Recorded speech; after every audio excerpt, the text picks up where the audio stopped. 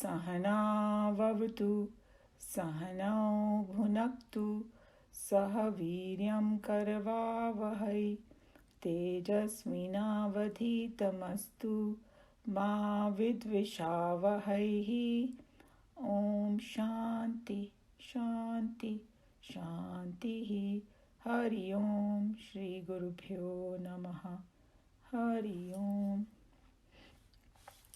वसुदेवसुतं देवं कंसचाणूरमर्दनं देवकी परमानन्दं कृष्णं वन्दे जगद्गुरुं कृष्णं वन्दे जगद्गुरुं. Okay. Everybody can hear properly? Okay. So we finished verse 22 of chapter 4 and we'll start with verse 23. So whoever has a book can open verse 23 and I will just summarize verse 22 what we did. In the English translation over here for 22 is content with what comes to him without effort, free from the pair of opposites and envy, even-minded in success and failure, though acting, he is not bound. So they are talking about the man of wisdom over here, Sthita Prajna. And so for him, everything comes very easy, all these things. For us, it becomes a sadhana. So remember that aspect. And in this verse 22, it said that whatever comes with him without effort means he does Purusharth for the, he's already finished his Purusharth actually. But for us, we need to do Purusharth to get the higher state. And the worldly things, they just come to you in your regular whatever function you do. You don't need to do extra thing for that. Free from pair of opposites. So he is nirdvandva, like whatever comes to him, he accepts both of them without envy, even-minded in success and failure. We discuss all that in detail. And therefore, though acting, he's not bound. Means the karmas don't bind them. All the negativities that can come with karma, he doesn't have it. And one of the reasons he doesn't get bound because he's not attached to the fruit of action. For him, it's like he takes like a prasada buddhi that really frees him from everything. So all that we did. So let's go to the next one. 23. Gata sangasya muktasya jnanavastita chetasaha yajnayacharata karma samagram praviliyate. Gata sangasya, one who is devoid of attachment. So now in this one, it's almost like how has he attained? It's like a complete path is laid out. There's a lot of repetition in Bhagavad Gita, but always takes a slightly different angle, and this just helps us to just purify our own mind and move forward. So Gata Sangasya is one who is devoid of attachment. The break, Sanga is attachment, Gata means chala gaya. Muktasya, this is a very important word, liberated. So you have heard that moksha ko liberation bhi bolte hain, nirvan bhi bolte hain. So यहाँ पर ये muktasya is जीवन mukta basically. While living in the body, you have liberated. That's what it means in this context over here. Jnana avasthita chetasaha, whose mind is established in knowledge. So this is exactly what we studied in chapter 2 when we did Sthita Prajna ke Lakshana, mind established in knowledge. So for us, we have that knowledge, but हम लोग अभी उसमें पूरी तरह established नहीं हुए हैं. We kind of waver. That's the difference. And this person, man of steady wisdom, or the person who is like that, he is totally established. He never forgets that. And he has the experience. That's another important thing. And yagyaya means for sacrifice. Means he does everything in yagna bhavna. And we already kind of learned what is yagna spirit. And it has main 2 ingredients. There has to be some sacrifice and higher altar. For him, it's the highest altar, which is a Bhagwan. Acharata is acting. Karma is action. samagram, entire Karma, जिसमें कर्म फल ये सब सब कुछ, प्रविलीयते is dissolved. So the person जो ऐसे होता है ना, who is गत संगस्य means उसकी सारी attachment चले गए, उसके he's जीवन मुक्त, he's established in that higher self, he acts for the sake of yagna, उसके सारे कर्म dissolve हो जाते हैं. So तो हम लोग ने जो वो कर्म किया था ना, we were all discussing, that is what happens to him. His all action becomes a karma action. So that's what this one is. And let's see if there is anything. Or yeah, one important part is that, so how does he act in the world? The karma just arises within him. He does it, and then it's resolved immediately. And that is that the phrase, neki kar kuhe mein dal kind of thing. Exactly the same meaning over here.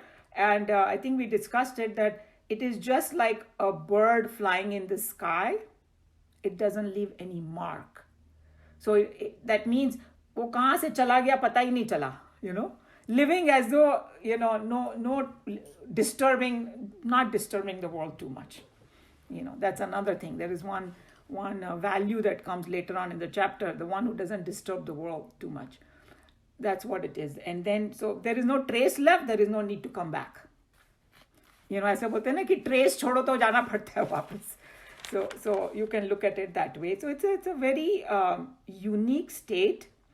And this is the same concept that when they talk about, hey, like the Krishna Bhagavan said that even though I'm born, I'm unborn. Even though I act, I don't act. This is what it means. When we say, what does that mean? So now it's opening up a little more. The person who has all these qualities, he works in the yagna spirit, all his karma get dissolved. That's what it means. Because sometimes we get confused about. And then, as we go along in this chapter, we are going to learn more. What is that yagna? We already did the, yagna spirit and all that, but it will now even tell you more. And then again, just to remind that they are in that state, that is our goal. But for us, all these different things that they have mentioned over here in this verse, they become practice for us. That's what it is. So we have to practice for, to make the attachment less, and we have to practice all these things to be established in the knowledge and all that. So any question, comment on this? Everybody okay with it? We can go ahead and read. Meera ji, you want to read?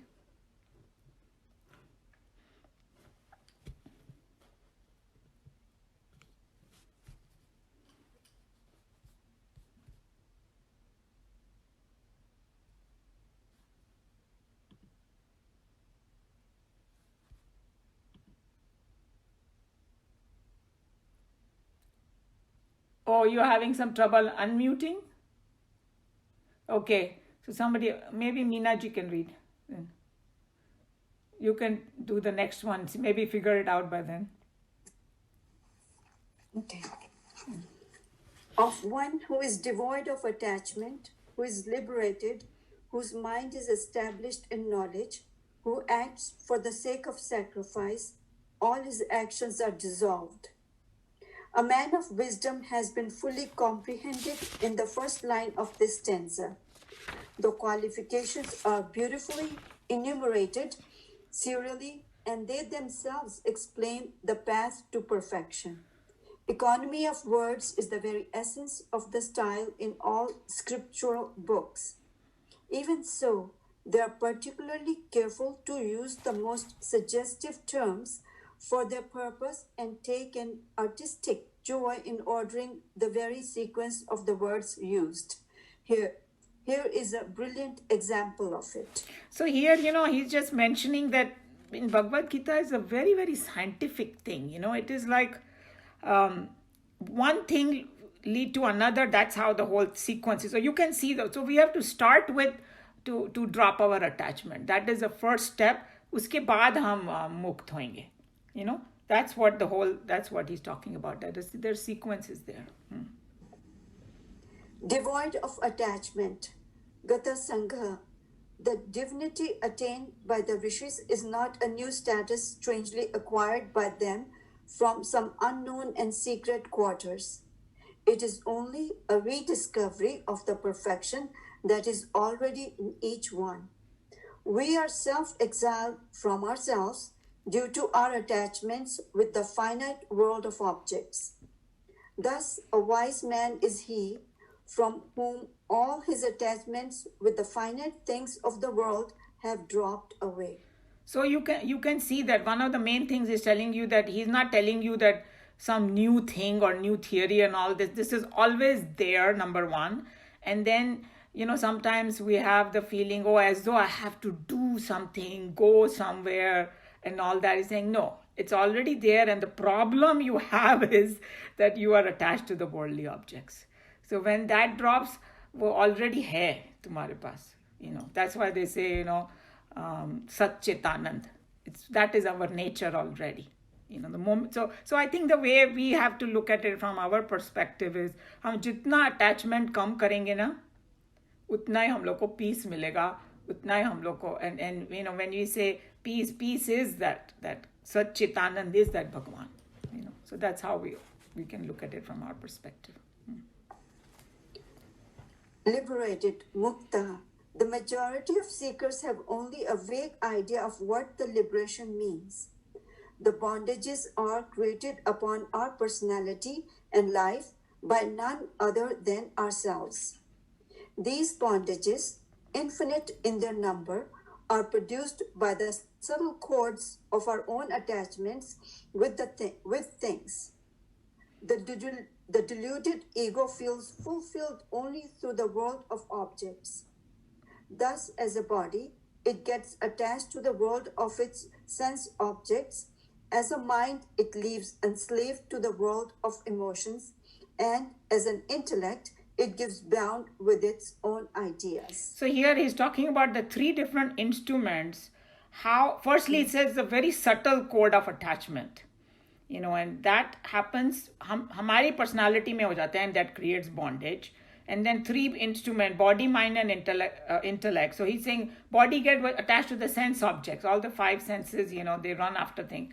And then mind is emotions, because that also is a big problem, the emotional bondage, and with the world, we think, oh, this person, makes me feel good, so I want to be with that person. What can be take many different forms. And the intellect, your own ideas, because that is one of the biggest thing of the ego, my way or the highway. Sometimes that's why I say when people start talking about politics, बोलते मेरे को बस बना दो president, में सारे problem solve कर दूंगा. Because सबको लगता है मेरी idea ही सबसे best है. But the world doesn't work like that. Like there can be different approaches, and all of them may be to their own way correct. We don't know. So I think that's another huge problem with all the intellectual. This is a huge problem to get attached to the idea. But that becomes a bondage. That's what he's telling me. If an individual sitting in a room were to tie himself with his own idle hands tightly to all the furniture pieces in the room, certainly in short time he will discover himself to be bound and chained to the room. His liberty to walk freely out of the room becomes curtailed because of the cords with which he has tied himself to the pieces of furniture. The furniture in itself has no power to enslave him, nor can the furniture bind him to itself. He, of his own accord, has tied himself to the fixtures in that room, movable and immovable, and thereafter he feels himself bound within the four walls of his own room. So this is a very important point he made, that हमने ही अपना create किया हुआ है 100%. That means अगर, और Tejomayanand ji is very good with words and jokes and all that, and he said asakti. Everybody understand the word asakti? Asakti is attachment in Sanskrit. Hindi में भी बोलते हैं ना, आसक्ति हो गई उससे. तो he said जो आ सकती है वो जा भी सकती है. I thought that was so good. That's exactly what it is. कि तुमने, and then remember that one time I gave the drishtant that this sadhu was holding to the tree, Yeah. And the guy said, what are you doing? Because that person, his chela, had said कि the world is bound me, मेरे family मुझे परेशान कर रही है, world परेशान कर रहा है. So to give him that दृष्टांत, he hugged a tree and he's saying, oh, tree ने मुझे पकड़ लिया, tree ने मुझे पकड़ लिया. And he said, छोड़ दो ना, आप ही ने तो पकड़ा हुआ है उसको. That's what it is for us. So moment we say, oh, इन लोग ने तो परेशान करके रखा है, no. I think इस country में उसको कुछ और बोलते हैं. In the psychology in this country, they call it create your boundaries, right? That's what they call it. All these people like Western psychology that don't let people, get into your life so much that you feel so bound by them. To create your boundaries. So this is what it is. Creating a boundary in your own mind. That doesn't mean that you don't care about people or you don't love them or something.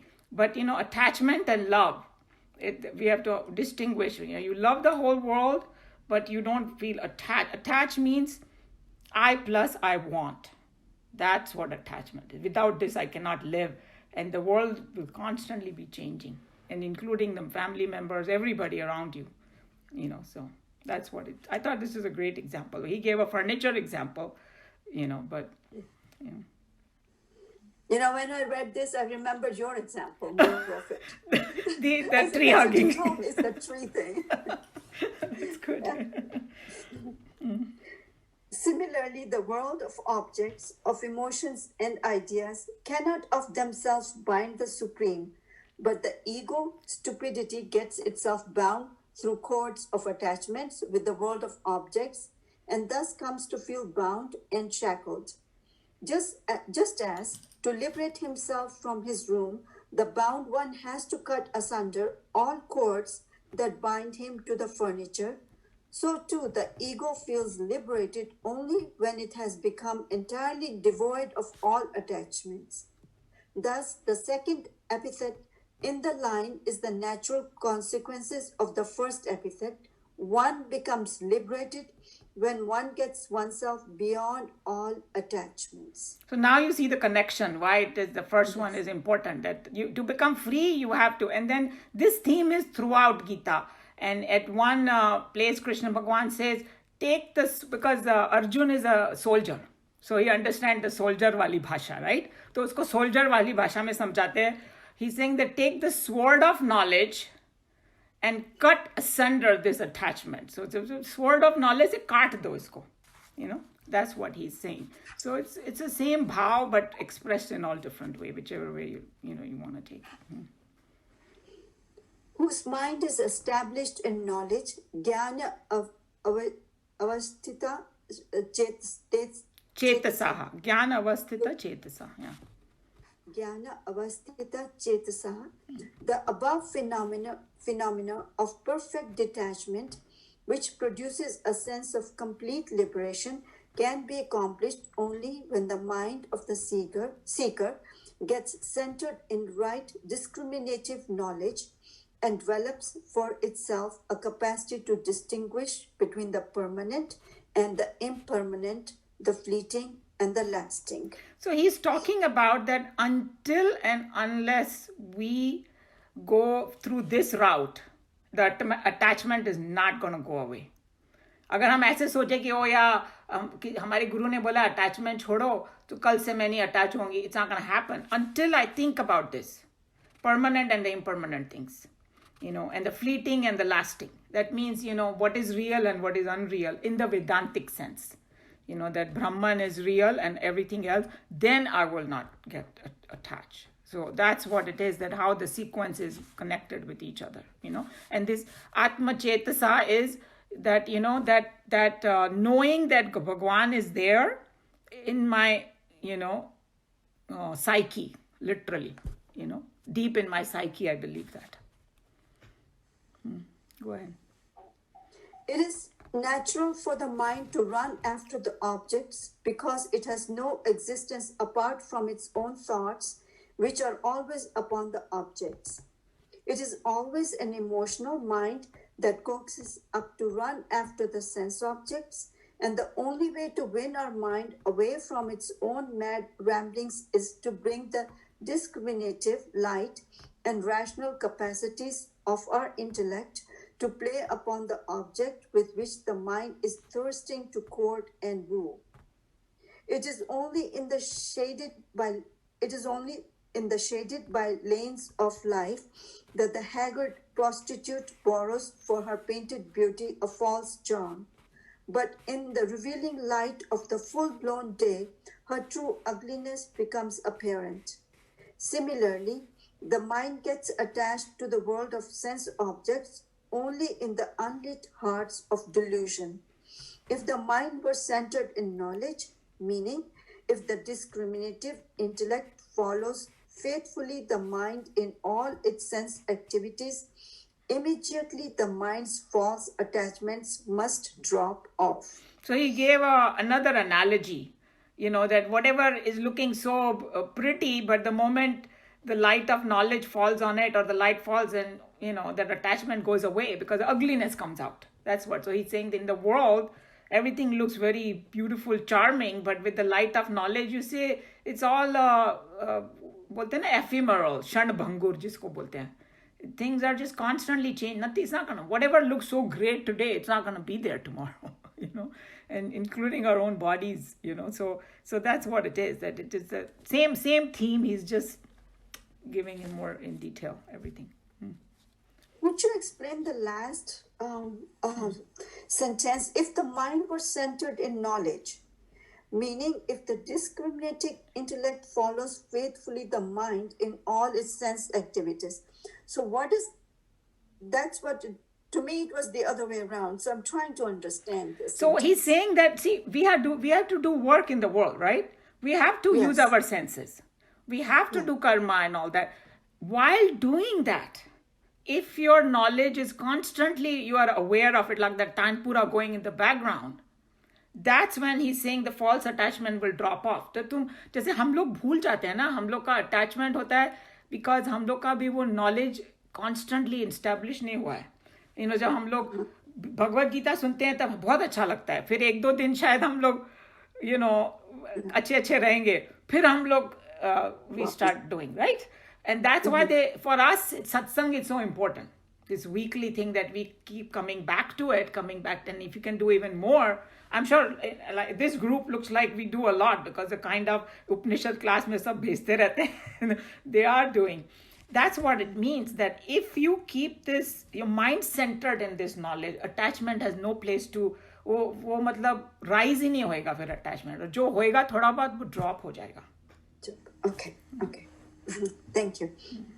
The self-evident psychological truth is so beautifully put in these lines that the very felicity with which it has been expressed conceals it from the hasty readers. Excuse me, I think it's different in my book. I got lost here. Show me which book you have. That sometimes, are you on, who has the latest one? They can tell you the page number then. I'm at 66 page. Is here, Neelu ji, kaun sa page hai aapka? Mine is 66 as Kamla, but I'm confused also. Maybe Meena ji has a different Okay, book. so this is what I know what it is. Maybe of an earlier edition than Yes. Maybe that's what it is. Some of the things which were very, not controversial, but very strong statements, they probably took out in the latest one. Yeah. What I'm so glad Kamla bought this up because I was feeling confused. Me too. I was confused, but I was thinking that my this thing was giving me trouble. So maybe I missed something, and I'm going back and forth and trying to find the place. I couldn't find So it. the whole paragraph is not there, or what is it? The Okay, whole you can paragraph read. is not there. Okay. कोई बात नहीं. You can read it. Let them read it then from here onwards, so that I can follow. The interesting thing is जो आपके पास है ना, मीना जी, वही मेरे पास है. तो हमारी earlier version है. Yeah, but basically अगर जिसके पास नहीं है, exactly, just try to listen, because some other people also don't have the book. So it's okay. You अभी almost finish. Not almost. There is more. No, there's a one full page, one Okay. and a half page. So Meera ji, आप पढ़ सकते हो आगे. That's fine. But I don't know where we are. Neelu, Okay. आप पढ़ेंगे क्योंकि Yeah, I think we need to start with a perfect sage. So Meera, you can start from there. A perfect sage. okay. The Yeah. last So that paragraph on ठीक this. है. a perfect okay, stage. just right after that. All Yeah. right. Okay. So thank you, Neelu. Sure. A perfect sage who has thus cut himself free from all attachments, with his mind well balanced under the light of his own wisdom, becomes completely liberated from the chains of all mortal debilities, moral Moral. debilities, ethical imperfections, and sensuous appetites. Such a sage, too, performs work for the rest of his life in his perfected manifestations. Krishna says that all such activities undertaken and performed by him are ever done in a spirit of dedicated activity yajna. When a sage thus functions in a spirit of yajna, that action itself does not and cannot produce any reaction, no forging any bondages with newly formed vasanas. So here, one of the very important thing is कि भाई ठीक है, if the sage, हम लोग ने discuss किया है, but we'll just do it again. If the sage thinks कि ये सब, this is all illusion, this, फिर वो काम क्यों करेगा? Right? That is a question. लोक संग्रह के लिए. He will do it to create harmony. He will create to bring you up in this world so that you also feel liberated. But the way he acts, he's बताया गया है कि he does the act in a dedicated activity which is called yagna, and then the metaphor is going to come in the next verse. जो हम लोग यज्ञ करते हैं ना, यहाँ पर कमला जी बैठी हुई हैं, she is the master of all the yagna, she does it. उसमें वो it's a fixed thing, 4 or 5 things. You have the altar, you have the agni, you have the the one you invoke, the devata, and the material you put, and the instrument with which you put, the ladle that you put. And the instrument becomes our body. It's a metaphor. And then the samagri. So that is a yagna. So everything, and then it will tell you perfect yagna spirit है ना, वो next verse में आने वाली है. Brahma, highest vision, like the highest drishti, So basically, but ये जो yagna का thing है ना, we should not only take it as yagna only. That is just taken as an example, because in those olden days, when the life was simpler, not so complicated, then they could do this upasana, keeping God in mind, they do the yagna. But then in the modern world, we do worship. जितनी भी ये जो पूजा वगैरह है ना करते हैं, अगर पूजा में भी exactly वही है. You have पूजा की सामग्री, then you have an altar, and then you are offering, right? It's exactly जैसे यज्ञ में आहुति देते हैं, तुम किसी मूर्ति में दे रहे हो, तो वो, और उसमें भी देने वाला भी है, सामग्री भी है, सब कुछ है. तो अगर तुम्हारा ध्यान भगवान में लीन है, तो उसका इफेक्ट वही आएगा जो यज्ञ में आएगा. So और अगर तुम कोई काम कर रहे हो, उसको तुम अपनी आहुति समझो. और ये जो नेक्स्ट वर्स में ये लोग खाना खाने के टाइम पे बोलते हैं, because they are saying the food that you are eating is ahuti you are giving, because the body is god, the agni which digest the food that is agni. जो हवन कुंड में बोलते हैं ना, अग्नि में आहुति डालो, हम खाने की आहुति डाल रहे हैं. And that's why they say that if you think that way, you will never eat bad food, and you will eat food as a puja. Imagine that. And you will remember God. यहाँ पर तो लोग पता नहीं 4-4, 5-5 बार खाते हैं. India में तो फिक्स होता था, breakfast, lunch, and maybe a little snack. Here, the new generation, whenever they get hungry, midnight snack, they call it, whatever. But anyway, what they're saying is something like eating, also you remember God. Because then it becomes like, बोले कि चलो और कुछ काम तुम करो या नहीं करो, खाना तो सभी को पड़ेगा ही, वही टाइम पे याद कर लो. So there's a lot of science also behind it. So this yagna is a completely loaded word here. So we cannot take this yagna just like a havan, but it is telling you the entire world is yagnamaya, and then when we did the yagna spirit, it was created in the spirit of yagna, the whole universe. And that's why they say that, the ocean, it sacrifices its water, it goes up. It's giving ahuti of its thing. It goes up, it goes in the clouds. Now, cloud doesn't hold it. If the cloud said, oh, I'm not going to do this. No, cloud say, okay, take it from me. And then the water falls. And then the water falls, the water says, take me. Whoever wants to use the water, take me. And the rest of it goes back. See what I'm saying? So that this yagna has such a huge scope that we have to learn this from every angle. But the yagna, doing in the yagna spirit is remembering that God, that's what it means in this particular context over here. Go ahead. The term yagna was very familiar to Arjuna. No student of the Vedas could have been ignorant of the significance of this term. Soaked in the tradition of the Vedas, Arjun vaguely knew that ritualistic activities performed in an attitude of God dedication, yagna, are the only methods that can contribute to the final redemption of man from the thraldom of his mortal existence. Being a true son of India, Arjun accepted the accomplishment of the self-unfoldment in himself as the very goal of his life. Hence, we read in the opening chapter Arjun's hesitation as a true Hindu to fight the war and cause bloodshed and destruction. So here he's trying to tell you that in the olden days, the yagna was considered, a God-dedicated activity for self-unfoldment. But Arjun never thought that his karma can become yagna. He didn't know that. So he's like, अगर यज्ञ करने से मुझे भगवान बोलते हैं तो मैं लड़ाई क्यों करूं भाई, मैं साधु बन जाता हूं. I will sit in the... But Krishna Bhagavan is redefining, because like the way Swamiji explains is very beautiful, that when you say religion, which religion lasts, long, जिसका foundation अच्छा हो. And then, so foundation में जो basic principles है ना, वो होने चाहिए और time के साथ बदलना चाहिए तुमको. So it's not कि वो एकदम rigid होके बैठ गए. I don't want to name any religion, but there are some, people who will पुरानी बात का जो कोई मतलब ही नहीं है अभी, उसको लेके करते रहेंगे तो कैसे unfoldment होएगा?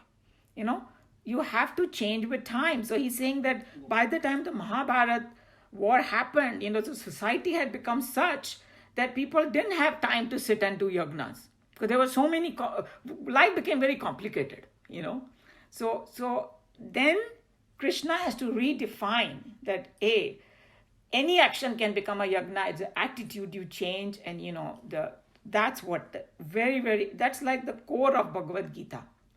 That redefining things, but based in that knowledge and knowing the correct import.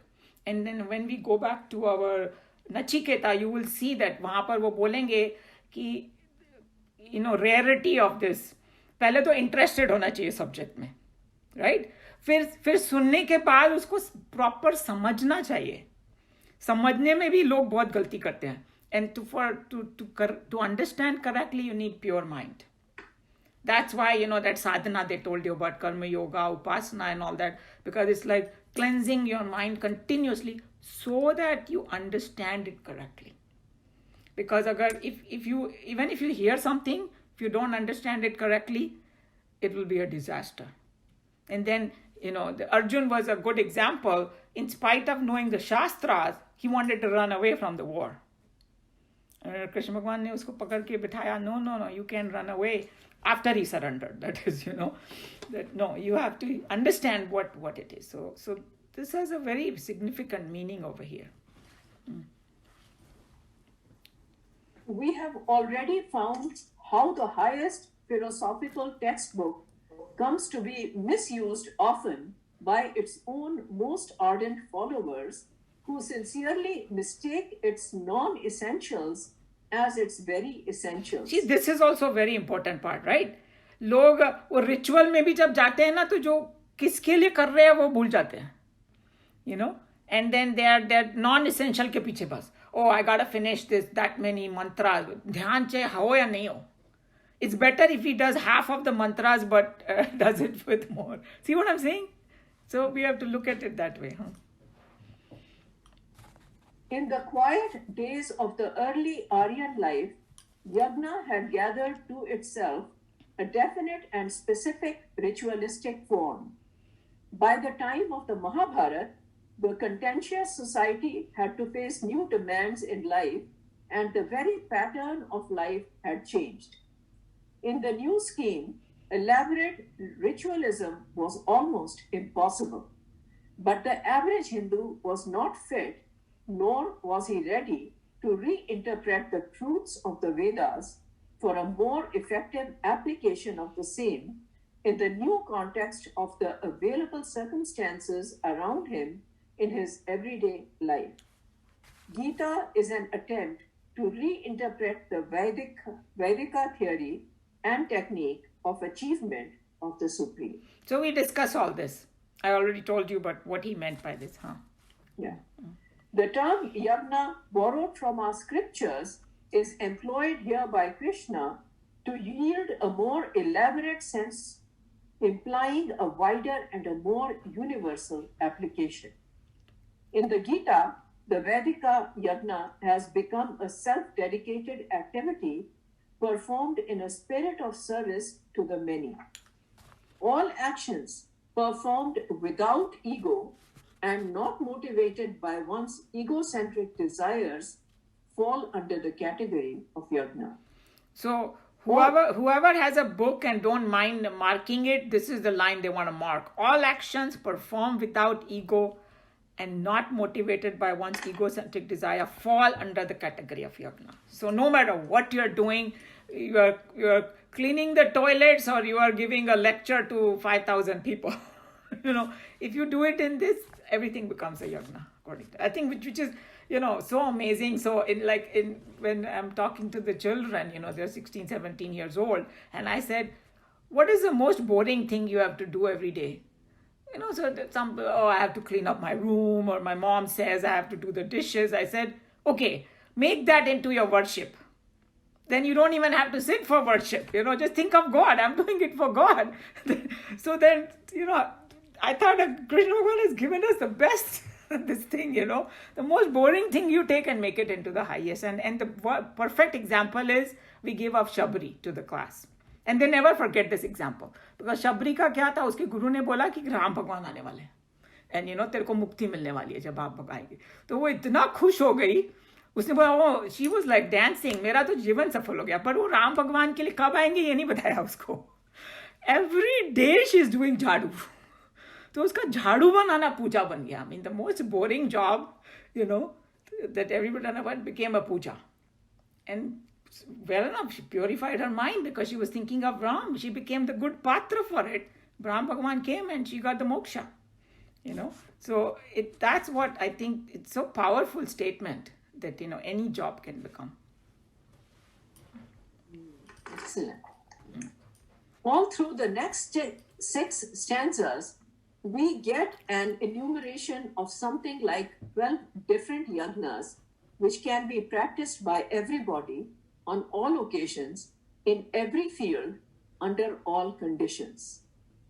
When a sage of the description given in the stanza performs actions in a spirit of yagna, they dissolve away without leaving any impression upon his mind, just as the rainbow that disappears when the slight drizzle falling against the sunlight ends. So he's telling you the benefit of it, that when you start doing jo bachi khuchi thodi si attachment, ye wo sab hoega, everything will start getting dissolved. And he gave such a beautiful example. And here we are so lucky in San Diego. I have seen the maximum number of rainbows here in San Diego. Especially when the rainy season comes, it's just so amazing. And by the time you I want to take picture, and you call your family members, aadhe time to wo chala hi jata hai, because it's so quick, and when it comes, it comes. So he's saying that, but he gave such another angle to it, that all these negative things, impressions dissolve away with that. So I'll read the few lines that connect this to the next verse. If this be so, the question arises, for what reason then do all actions which he performs entirely dissolve without producing their natural results? Listen why it is so. Because he's going to open it up even more. कि भाई क्यों होता है वैसा, So this was a very kind of lot of things were there. It's a complete path is given almost in this verse. Anybody has any question, comment, or want to add something?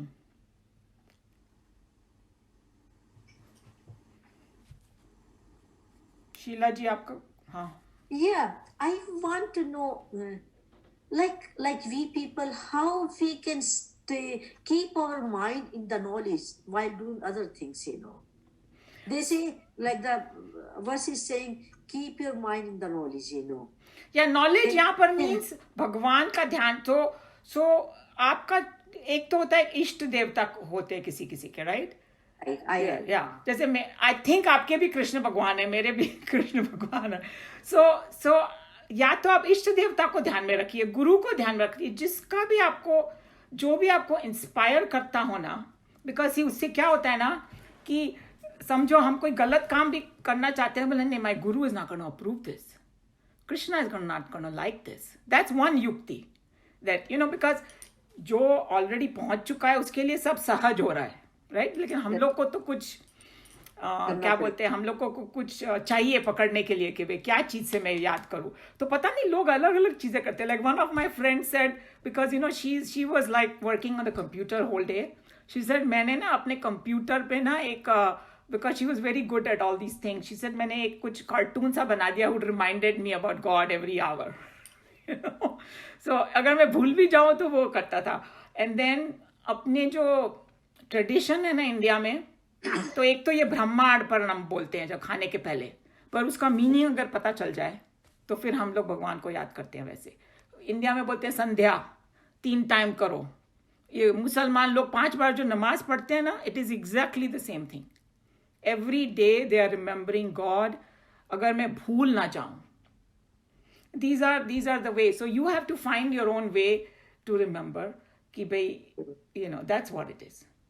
और अब ये जो 12 यज्ञ बताएंगे ना तो like one of the Swami explained so well उन्होंने पूरा बफे दे दिया.